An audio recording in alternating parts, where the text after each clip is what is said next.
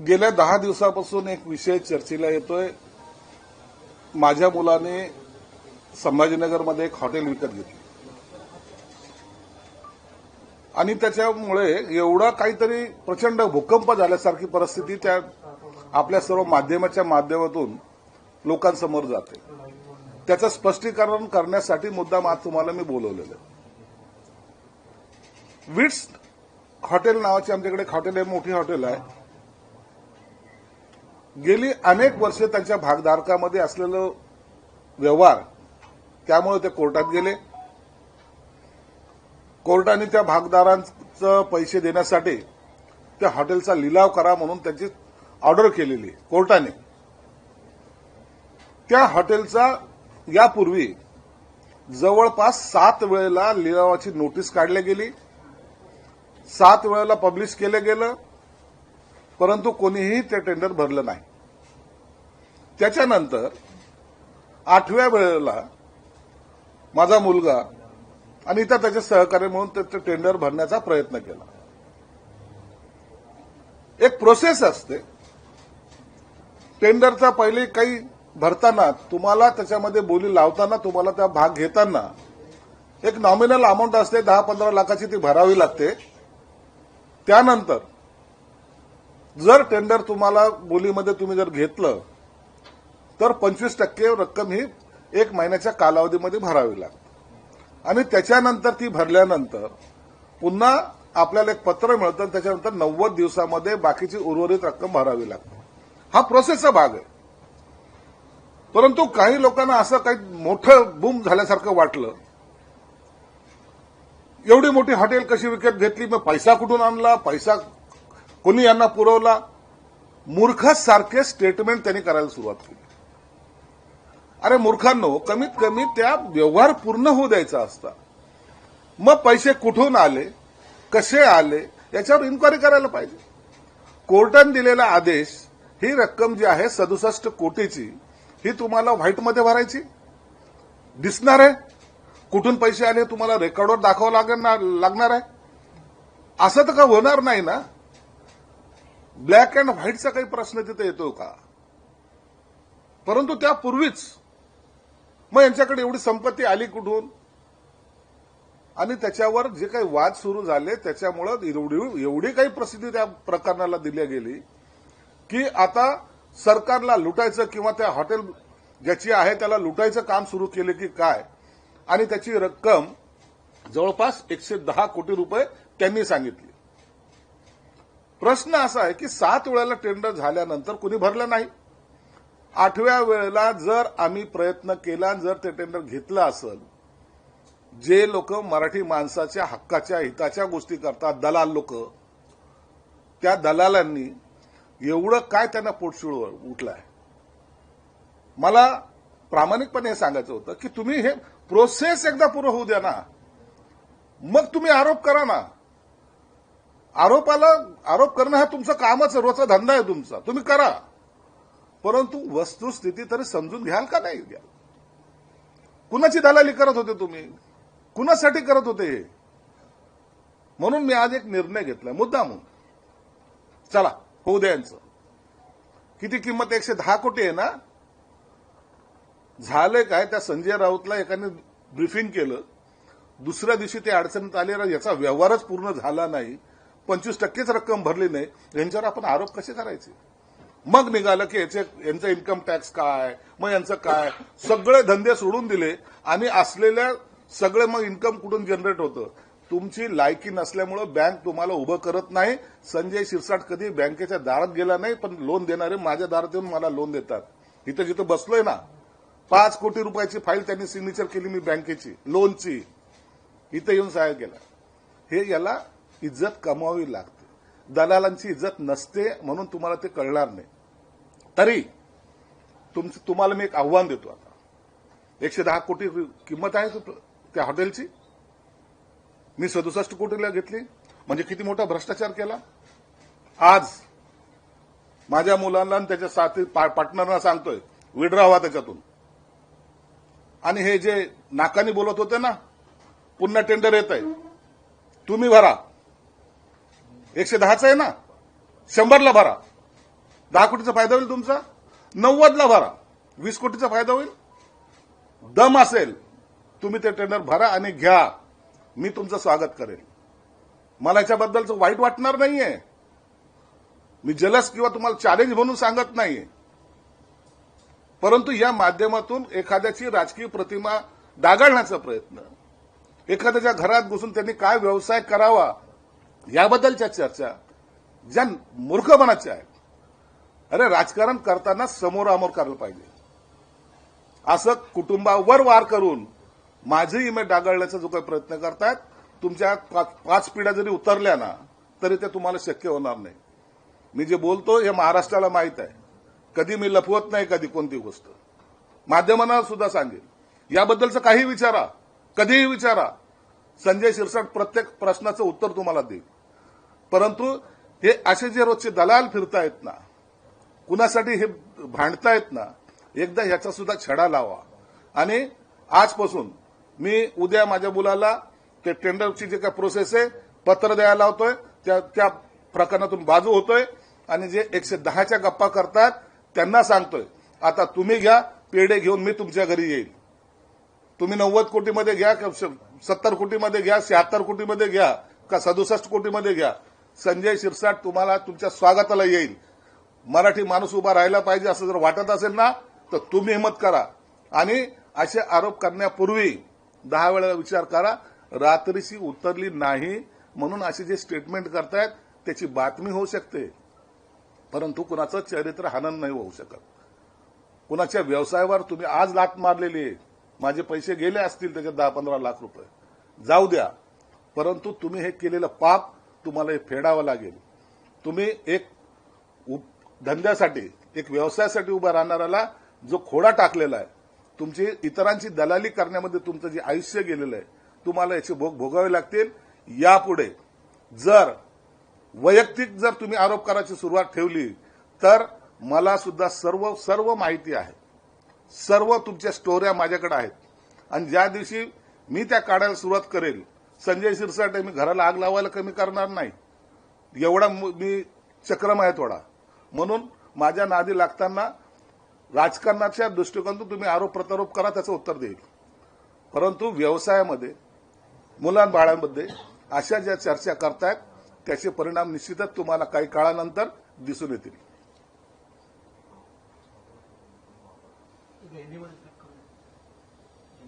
ठीक आहे.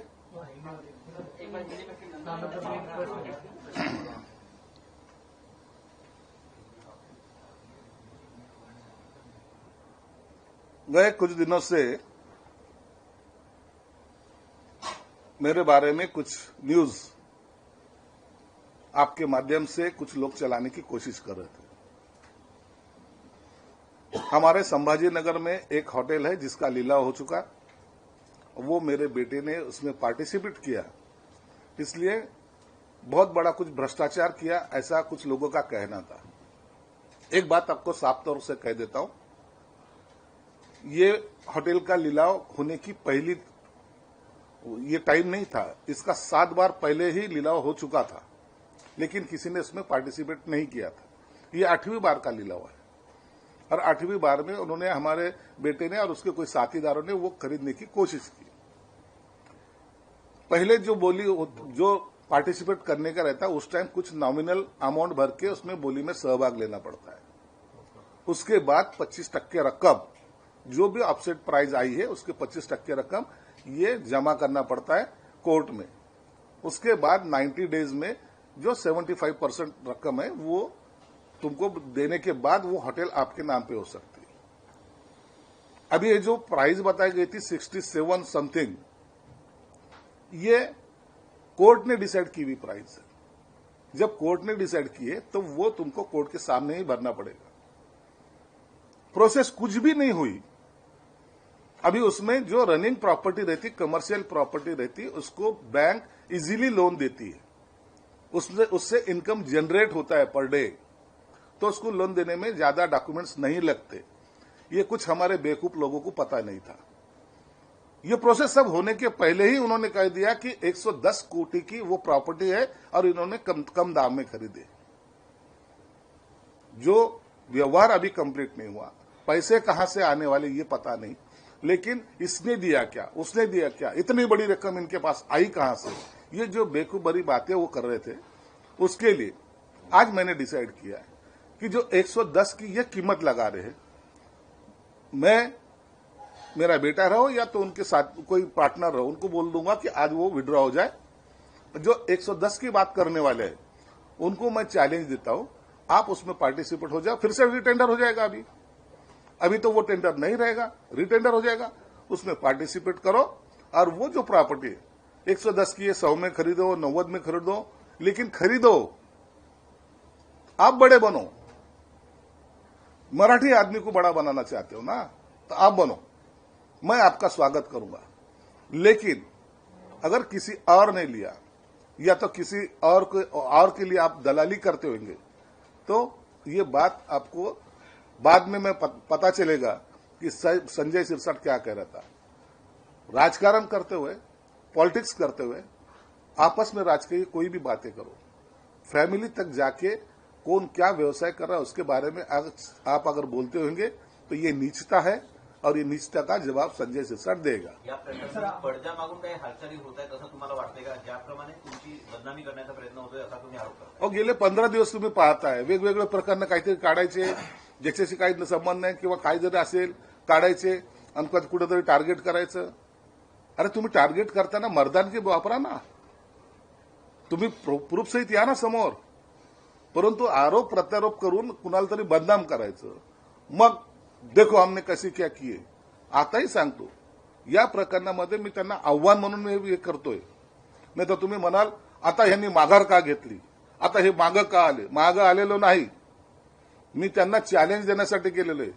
जे 7 वेळा झालं, मी 8व्या वेळेला टेंडर भरलं होतं, आता 9व्या वेळेला निघणार आहे, आता त्यांनी भरावं।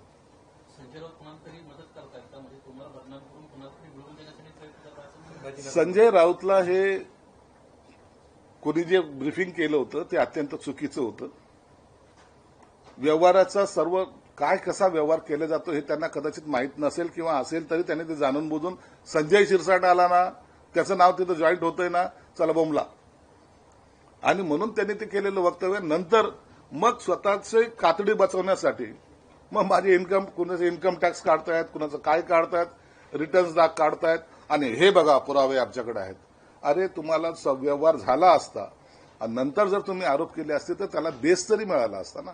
बेसलेस आरोप त्यांनी आता केलेले। सर, आपण बघतोय आता मंत्रिमंडळ स्थापन होऊन 4 महिने झाले, आपले राज्यमंत्री आहेत, आपले काही सहकारी, अजूनही त्या राज्यमंत्र्यांना त्यांच्या अधिकारांचं वाटप झालेलं नाही, कधीपर्यंत होईल असं वाटतंय आणि का झालेलं नाही? अधिकाराचं वाटप सगळ्यांचं मला वाटतं झालेलं असावं।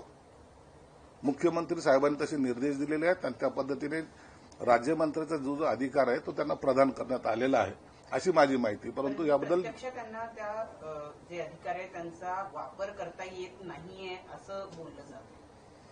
नाही, त्याबद्दल मला कल्पना नाही, परंतु मुख्यमंत्री साहेबांनी सक्त सगळ्याला सूचना दिलेल्या आहेत। ज्या ज्या खात्यामध्ये कॅबिनेट मंत्री त्यांना सुद्धा सांगितलंय की राज्यमंत्र्याचा पूर्वी जो पदभार त्यांच्याकडे असायचा ज्या ज्या राज्यमंत्र्याकडे, त्याच पद्धतीने त्यांच्याकडे तो डायव्हर्ट करावा आणि त्या पद्धतीने तो दिले गेलेला आहे। संजय सर, याआधीच्या पण पत्रकार परिषदेमध्ये तुम्ही रायगडच्या पालकमंत्रीपदासंदर्भात वक्तव्य केलं आहे, पण आता परत योगेश कदम यांचं वक्तव्य आलंय, म्हणजे ते मिठाचा खडा पडेल अशा प्रकारची वक्तव्य किंवा अशा प्रकारचे वर्तन दिसतंय।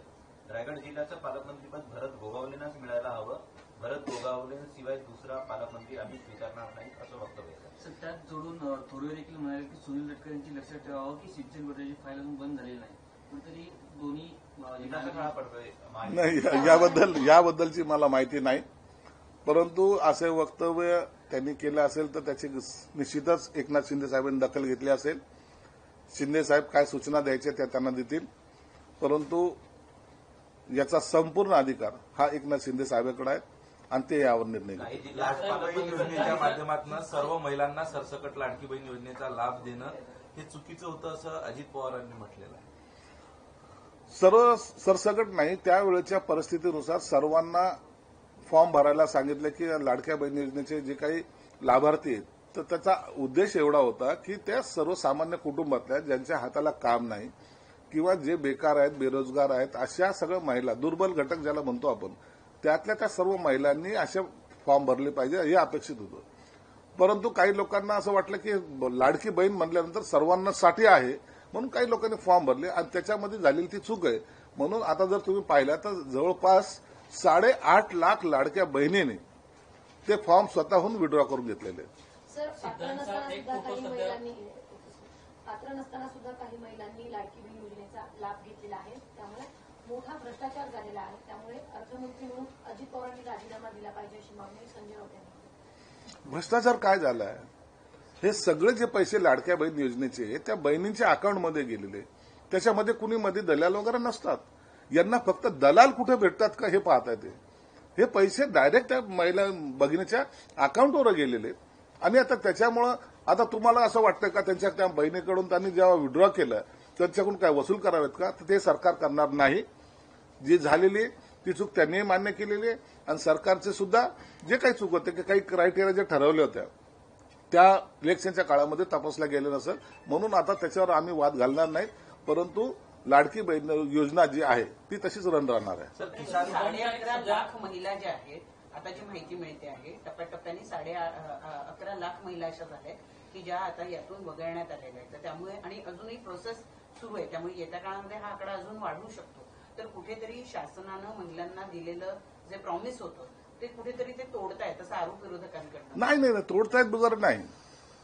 आता सरकारने हे आव्हान केलेलं आहे की ज्याच्याकडे 4 व्हीलर गाडी आहे, कोणी सर्व्हिसला आहेत किंवा आणखीन कुणाचा व्यापार असेल अशा महिला भगिनींनी स्वतःहून फॉर्म विड्रॉ करावं.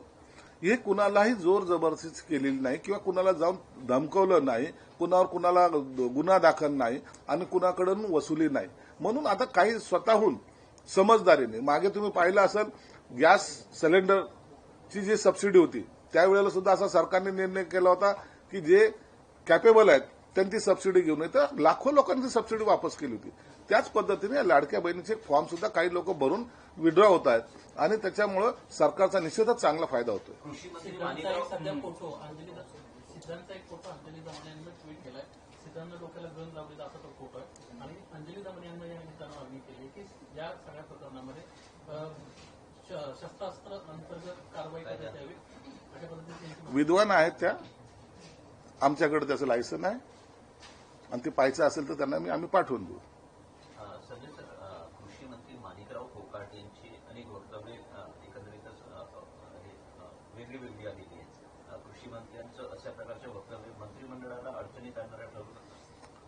माणिकराव कोकाटेंची एक बोली भाषा आहे. दरवेळेला त्यांचं वक्तव्य इझिली ते बोलत असतात परंतु ते बोलताना त्याचा परिणाम काय होईल याचं ते थोडंसं ठेवत नसल्यामुळं त्याचा अर्थाचा अनर्थ घेतला जातो आणि त्याचं ते अंगलट त्यांच्या येतं. मी ते आमचे मित्र आहेत त्यांना मी समजून सांगितलं की तुम्ही एक तर वक्तव्यच करू नका आणि केलं तर ते अंगलट येतं आणि त्याच्यामुळं निश्चितच सरकारवर थोडासा दोषारोप होतो. तुमचा सल्ला मानत नाही का? ऐकतील. कोकाटे चांगले ते माझ्या बाजूलाच बसतात कॅबिनेटमध्ये, त्यांच्या कानात मी सांगितलं. काल पुन्हा एकदा पुण्यामध्ये शरद पवार, अजित पवार आणि जयंत पाटील यांची हे एकाच ठिकाणी एका बैठकीला उपस्थित होते आणि शुगर मिलच्या कामाच्या संदर्भात आणि त्यामधून पुन्हा एकदा चर्चा सुरू झालेली आहे की ते एकत्रित येणार. तर त्यांच्या एकत्रित येण्याचा थोडा काही फटका शिवसेनेला बसेल का जर ते एकत्रित आले तर? बघा, शरद पवार असतील, अजित पवार असतील, एक त्यांचे तुम्ही किती तोडलं तरी त्याचे कौटुंबिक संबंध हे तुटणारे नाहीत. कौटुंबिक संबंध आता राजकारणामध्ये शरद पवारांचा हात धरूनच अजितदादांनी काम केलेलं आहे. भविष्यात ते काय करतील, हे जॉईंट काय निर्णय घेतील याबाबतचं आजचं काय सांगणं हे मला उचित होणार नाही. परंतु एकत्र येतील असा सर्वांचा अंदाज आहे आणि त्याचे हे प्रोसेसचा एक भाग म्हणून गेल्या 3 महिन्यापासून त्यांची असलेली जवळकीक हे आपल्याला दिसून येते. म्हणून शरद पवार साहेब म्हणतात मला काही माहितीच नाही किंवा सुप्रियाताई काहीतरी दुसरंच बोलते, रोहित पवार तिसरंच काहीतरी बोलतो आणि हे सगळे जे वक्तव्य पाहिले तर मला वाटतं हे जवळ येण्याचा एक संकेत ते देत आहेत.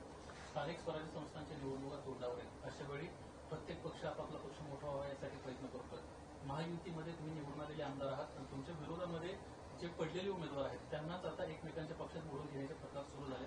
त्यामुळे आता महायुतीमध्ये वाद निर्माण होतील अशी चर्चा सुरू झाली आहे. प्रकाश आंबेडकरांचं जर उदाहरण घेतलं तर त्यांच्यासमोर असणार के पी पाटील यांना अजित पवारांनी घेतलेलं आहे. गुलाबराव पाटील यांच्या विरोधात गुलाबराव देवकर लढले, त्यांना देखील आता अजित पवारांना पक्षात घेतले.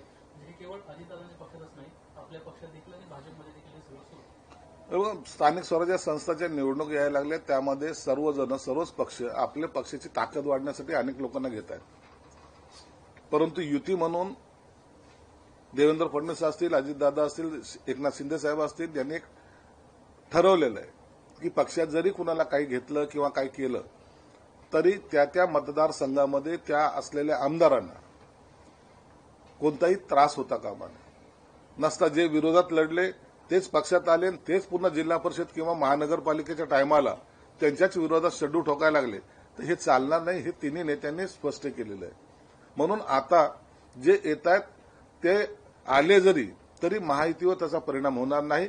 महायुती ही मजबूतीने एकत्रितपणे ह्या सर्व निवडणुका लढणार आहे. सिरसाट साहेब, तुमच्या मुद्द्याच्या अनुषंगाने जे आरोप होत आहेत किंवा प्रचार होत आहेत किंवा जी चर्चा चालली, संभाजीनगरमध्ये कोणी झारीचा सूत्राचारी आहे का जो संजय राऊतांना ही माहिती पुरवतोय? झारी सुरू करायचं काय, ते राम लखन आहेत ना दोघं पण, संजय राऊत राम आणि हे दुसरे लखन विरोधी पक्ष नेते. हे बापरे, विद्वानाचे माहेरघर, त्यांच्याकडे भंडार आहे विद्वत्तेचा. त्यांची काय ऍक्शन आहे, काय त्याचा तोरा आहे, काय बोलतात, बाप रे बाप, बिलकुल नाही. राजा हरिश्चंद्र नंतर यांचा जन्म झालाय, म्हणून आता त्यांच्यावर भाष्य करणं म्हणजे मूर्खाच्या नंदनवनामध्ये आपण जाऊन डान्स करण्यासारखं होईल. संपत आली त्यांची आता. आता ते सर्व आमचं सर्वीकडे पळताय. थोडं थांबा, एक 1.5-2 महिने थांबा, नंतर कळेल ना यांची अवस्था काय होती. सिरसाट साहेब, करेक्ट कार्यक्रम आहे 1-2 महिने? करेक्ट कार्यक्रम नंतर कोणी विचारायला पाहिजे ना. पदावर असताना माणसाला बोलता येतं, पद गेल्यानंतर जे खायला होतात ते काही काळानंतर दिसतील. सर, हिंदी में एक सवाल था कि एकनाथ शिंदे सरकार में जो किसानों के फसल की नुकसान भरपाई दी जाती थी वो 3 हेक्टेयर तक की उसकी मर्यादा थी. अभी देवेंद्र फडणवीस ने वो मर्यादा को कम करके 2 हेक्टेयर कर दिया. कहीं ना कहीं तुम्हारे ही सरकार ने पहले लिए हुए निर्णय को अभी रिवर्स मोड पे आ गए थे आपके. देखिए, ऐसा कोई रिवर्स मोड नहीं है. ये महायुति में मजबूती से काम भी चल रहा है. कुछ डिसीजन जो सीएम के हक में होते या तो सीएम ले सकते वो उन्होंने लिए हैं और उसको हमारा कोई विरोध नहीं. जब एकनाथ शिंदे साहब सीएम थे उन्होंने कुछ निर्णय लिया था. जब देवेंद्र फडणवीस साहब डिप्टी सीएम थे उन्होंने कभी विरोध नहीं किया. मतलब जो जो नजरिया सीएम का होता है पद पर, उसमें अगर ऐसा होता होगा तो जरूर ये तीनों बड़े नेता है साथ में बैठ के बात करके ये सब उनका जो नुकसान हो रहा है उसके ऊपर बात करेंगे. सर, आपने कहा है कि संजय राउत का जो एनालिसिस है वो गलत तरीके से है. कुछ दिन पहले ही ये सब मामला सामने आने से पहले जो विरोधी पक्ष नेता है अमर दानवे, उन्होंने खत लिखा था मुख्यमंत्री और डिप्टी सीएम को. तो क्या इसके पीछे अमर दानवे का पूरा मामला है, उनका कोई करीबी है, उनको वो हटाना चाहिए? देखिए, मैंने स्पष्ट तौर से कह दिया है कि आप लोग जो प्राइस बता रहे थे उस होटल की, मैं विड्रॉ कर लिया. आप वो टेंडर आप भरो. बहुत 110 कोटी का है ना, तो हो सकता है 90 कोटी में आपको मिल जाए, 80 कोटी में मिल जाए, 70 कोटी में मिल जाए. बहुत बड़ा फायदा हो सकता है ना. तो इतना बड़ा फायदा तुम छोड़ कैसे सकते हो? अभी रिटेंडर हो जाएगा, बाद में इनकी औकात इनको पता चलेगी, इन्होंने भरना चाहिए. नहीं तो दलाली करने के लिए किसी और को लाएंगे. ये चलो जान दो, दलाली करना दो, हमारा क्या जा रहा है. हमारे बेटे फिर से हम वड़ा पाव की गाड़ी डालेंगे. इनको लगता है ना मराठी आदमी ने क्या करना चाहिए, वड़ा पाव की अच्छी सी गाड़ी डालना चाहिए, बड़ा काम नहीं करना चाहिए. यही अगर तुम्हारी सोच है तो तुम मराठी आदमी के लिए बात इसके बाद करना भी नहीं चाहिए, ना तुमको वो हक बनता है. सर, 7 जून को पूरे देश में बकरी ईद का त्योहार मनाया जाएगा. उससे पहले महाराष्ट्र गौ सेवा आयोग ने राज्य के सभी कृषि मंडियों को ये पत्र लिखा है कि 3 तारीख से लेकर 8 तारीख तक पशु बाजार बंद रखे जाएं. इस फैसले का स्वागत करते हैं सर. देखिए, उन्होंने उनका काम किया है. सरकार की भूमिका जाहिर करेंगे. ये इंडिविजुअल निर्णय नहीं लिया जा सकता. सीएम साहब इसके बारे में उचित जो डिसीजन लेंगे वही उसके इम्प्लीमेंट सब तरफ किया जाएगा. सर, भोपाल का एक मामला है जिसमें मुसलमानों को जिम में एंट्री जो है वो बंद करने के लिए कहा गया है. एक विवादित फैसला लिया गया है. अरे वहां की परिस्थिति कुछ और होगी. लव जिहाद के बहुत सारे प्रकरण चल रहे हैं, तो उस बारे में कुछ तो भी हुआ होगा. वहां आके कुछ तो भी छेड़छाड़ी की गई होंगी, इसलिए वहां के अगर वो व्यायामशाला ने या तो वहां की जिम ने अगर उनको बंदी डाल दिया तो कोई बड़ी बात नहीं है ना। आप शरीर कमाने के लिए आते हो या लड़की छेड़ने के लिए आते हो? अगर ऐसा कुछ प्रकार हुआ होगा तो उन्होंने बंदी किया तो सही आहे। एकीकडे मराठी प्रत्येकानं बोललं पाहिजे, मराठीत बोर्ड लावले गेले पाहिजे अशा पद्धतीची मागणी असताना दुसरीकडे आपल्या पक्षाचे एक महत्वाचे मंत्री प्रताप सरनाईक हिंदी बोली भाषा सातत्यानं असं म्हणताय, त्याकडे कसं पाहता? हे बघा, याचा तुम्ही गैरअर्थ लावू नका। प्रताप सरनाईकचा जो मतदारसंघ आहे तो 75% हिंदी भाषिकचा आहे। तो जो भाग आहे ना त्याच्यामध्ये सर्व हिंदी भाषिक आहे। मग त्यांच्याकडे जाताना किंवा त्यांच्याशी बोलताना त्या भाषेमध्ये जर संवाद साधला गेला असेल तर त्याला गैर मानू नका ना। दादर मधला माणूस मराठी बोलतो, हिंदी बोलतो का? विक्रोळीतला माणूस हिंदी बोलतो का? जे आपले पॉकेट्स असतात तिथे मराठी पाहिजे असतेच ते। आणि त्या ठिकाणी मग दादरमध्ये गुजराती माणूस सुद्धा मराठी बोलतो, वरळीमध्ये गुजराती माणूस, मारवाडी माणूस सुद्धा मराठी बोलतो। याला काय म्हणतात? मराठी ही आपली भाषा आहे, त्या भाषेचा अनादर कोणीच करणार नाही आणि तीच भाषा असली पाहिजे हे सगळ्यांचा आग्रह आहे। परंतु एखाद्या पॉकेटमध्ये आता तुम्ही या महाराष्ट्रातल्या मुसलमानाला म्हणणार आहे का तुम्ही रोज मराठीतच बोललं पाहिजे? ते बाहेर एखाद्या वेळेला बोलायचा प्रयत्न करतील, घरात मराठी बोलतात का हे? म्हणून ह्या सगळ्या वादाच्या गोष्टी असतात, त्या भाषा तिथं वापरल्या जातात। परंतु याचा अर्थ असा नाही कोणी मराठीचा अपमान जर केला तर ते आम्ही सहन सुद्धा करणार नाही। सर, ऑपरेशन सिंदूर को लेकर इस वक्त डेलीगेशन जो है पूरे विश्व भर में सरकार ने जो कामकाज किया उसको लेकर व्याख्यान कर रही है, लेकिन कांग्रेस लगातार सवाल उठा रही है। इसको लेकर कृषि मंत्री शिवराज सिंह ने कहा है कि कांग्रेस जो है सवाल जवाब करने के नाते हमेशा जो है सरकार पर सवाल उठाती रहती है, ये देशभक्ति नहीं है। देखिए, जब पाकिस्तान के साथ भारत की जो छोटी सी लड़ाई हुई थी उसमें जो भारत देश ने अपना झंडा लहराया है उसका सब तरफ स्वागत किया गया है और हमारी भूमिका क्या है ये पूरे विश्व को दिखाने के लिए अपना शिष्टमंडल सब तरफ जा रहा है, तो इसका स्वागत करना चाहिए। हम होके नहीं लड़ना चाहते, लेकिन कोई आंग पे आए तो उसको छोड़ना भी नहीं चाहते। ये हमारी नीति है और ये नीति दिखाने के लिए अगर शिष्टमंडल गया तो वो विरोधी पक्ष के सभी लोगों ने उसको साथ देना चाहिए। ये शिष्टमंडल में कौन है? विरोधी पक्ष के लोग नहीं है, वो भी उसमें है ना। और जब देश हित की बात होती उस टाइम उसको अपोज करना ये मुझे लगता है गलत है। पॉलिटिक्स के टाइम पॉलिटिक्स करो, लेकिन ऐसे वक्त हम सब एक है, ये सब संदेश वर्ल्ड में जाना चाहिए। ये हमारी सबकी मांग भी है और उन लोगों को रिक्वेस्ट भी है। सर, ऑपरेशन सिंदूर के ऊपर ही हमारे जो सीडीएस है उन्होंने इंटरनेशनल चैनल्स को इंटरव्यू देते हुए इनडायरेक्टली ये कबूली दे दी है कि हमारा भी नुकसान उसमें हुआ था। तो ऑपोजिशन का कहना है कि ये वही पॉइंट है जिसके ऊपर राहुल गांधी सरकार को घेरने की कोशिश कर रहे थे और अभी उसी के बारे में सीडीएस ने बाहर जाके कबूली दी है। देखिए अपना जब युद्ध होता है ना तो थोड़ा बहुत लॉस अपना होगा, जरूर होगा, क्यों नहीं होगा। वन साइड किसी का लॉस होगा, दूसरी बाजू से लॉस नहीं होगा, ऐसा नहीं होता। लेकिन हमने जो 20 मिनट में उनके 9 ठिकानों को जो उद्ध्वस्त किया है ना, वो अनबिलीवेबल है। कोई सोच भी नहीं सकता 20 मिनट में इतना बड़ा कांड कर सकते हैं हम। तो ये अपनी ताकत दिखाने के लिए तो नुकसान तो कुछ सहना भी पड़ेगा। पहलगाम का हल्ला ये देश कभी भूलेगा नहीं, यहाँ की जनता भूलेगी नहीं। और इसके बाद जैसा पंतप्रधान मोदी जी ने कहा है, हम गोली का बदला गोलों से देंगे, तो ये हमारी नीति रहेगी। आज थोड्या वेळापूर्वी भाजपचं भायखळ्याला एक आंदोलन झालेलं आहे। राणीच्या बागेमध्ये जे नवीन पेंग्विन जन्माला आले त्यांची नावं इंग्रजीमध्ये ठेवण्यात आली, त्याचा भाजपनं विरोध केलाय आणि त्यांनी त्या पेंग्विनची नावं संजू, आदू आणि तेजू अशी ठेवावी अशी मागणी केली। आता पेंग्विनचं ज्यांना प्रेम होतं, ज्यांनी एवढं लांबून आणले होते, देशभरातील प्राण्यांचा असलेला संग्रह जर केला असता, वेगवेगळ्या जातीचे प्राणी आहेत आपल्याकडे। मला वाटतं तेजस चांगले सरडे कलेक्शन करणं त्यांना आवडतं, पण दुसऱ्या महाशयाला पेंग्विन पाळणं आवडतं। तर त्यांनी कदाचित असे जर नावं दिले तर पेंग्विनचं काम काय असतं, तर तो आपल्याबरोबर खेळतो किंवा आपल्याबरोबर राहतो आणि आपली लाळ घोटी करतो, हे त्याच्यातला एकंदर त्याचा असलेला स्वभाव होता पेंग्विन पाळण्याचा।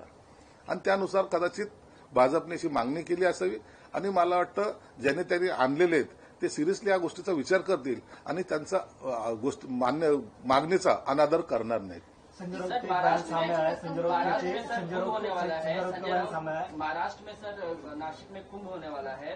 संजय राउत ये आरोप कर रहे हैं कि कुंभ मेले में जो ठेका है वो गुजरात महाराष्ट्र के लोगों को ना देकर गुजरात के लोगों को बड़ा ठेका। अरे जो महाराष्ट्र का आदमी ने एक होटल क्या लिया वो ठेका तुमको पसंद नहीं आया। अभी कुंभ के बारे में बात करते हो, इनको नींद में से उठे ना, ठेका परसेंटेज, सोने को जाएंगे ना, ठेका परसेंटेज, इसके सिवाय इनको कुछ नजर नहीं आता। देश खड्डे में जाए, जनता मरे जिए, परसेंटेज का क्या हुआ? अदानी के बारे में जो मोर्चा निकालने वाले आज खामोश क्यों है? धाराशिव से जो झोपड़पट्टियों को बेवकूफ बना के जो मोर्चा निकाला, आप तुम्हारी जबान बंद की हुए, आप क्यों नहीं बोल रहे? ये परसेंटेज वाले लोग हैं, इसलिए बोला ना, इनको कुछ भी किए, मराठी आदमी ने किया तो बुरा लगता है, गुजराती ने किया तो भी बुरा लगता है। और खुद परसेंटेज दो, जो परसेंटेज देगा हम उनका झंडा लहराएंगे, ये इनकी नीति है। संजय राउत का एक बयान सामने आया है। संजय राउत कहते हैं कि पश्चिम बंगाल में अभी इलेक्शन होने वाला है।